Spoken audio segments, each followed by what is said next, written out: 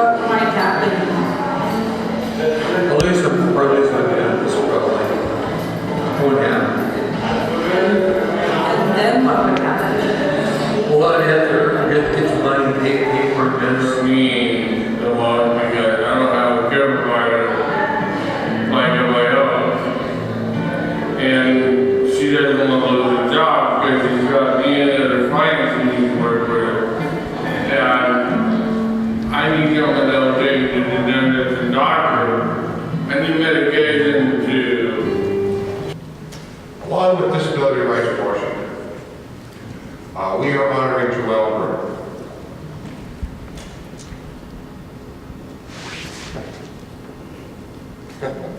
Very dear friend of mine, person with a disability, who has worked with DRW along with other self-advocates on their response to the action period, sexual assault and domestic violence issues, improving and funding personal assistance services, as well as many other issues. Joelle has been a presenter at Disability Rights Washington-sponsored trainings and a speaker at independent living rallies, co-sponsored by Project Passport for Change, a self-advocacy group for whom DRW provides logistical support.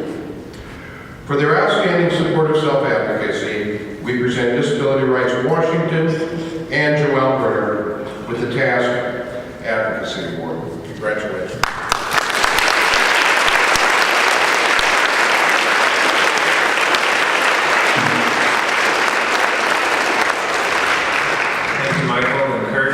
Thank all of you. It is quite an honor to receive this award from TASK because TASK understands the importance of self-advocacy. What you all do every day, what we do every day is fight oppression. This is just that simple. We fight oppressors. And the thing about oppression is, plain and simple, it's the misuse of power. We've got power imbalances here. We've got people held hostage to budget cuts and contingencies that say we need to be saving money on the backs of people with disabilities. And we have power imbalances when you walk into the institutions, and the people who work there get to go home every day, so they don't really care what happens on the night shift. We've got power imbalances in schools, as we heard about earlier this week.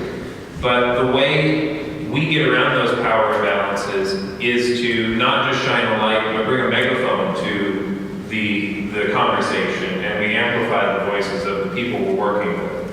And that's ultimately what we take to heart and try and implement every day, because the second you start to lose that humility, the second you start to not listen to the people you're working for, you become one of those oppressors. You become one of those people who got into the DD department because they wanted to help people, but now they're a case manager who all they do every day when they go to work is tell people no.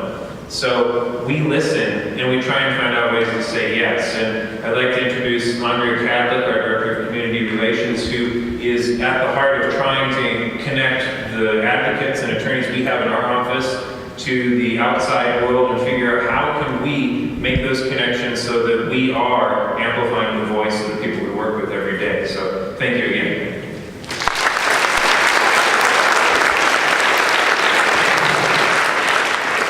Good morning. Ashley is a young woman now. Her experience embodies so many facets of our disability civil rights movement.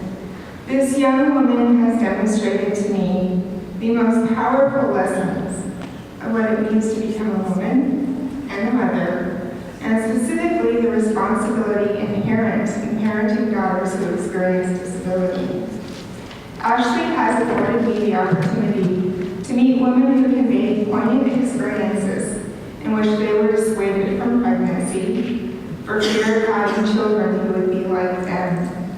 Some of these women lost their children on the basis of disability, and some articulately conveyed the anguish of being prescribed a mental age that invalidated their understanding of adolescence and adulthood.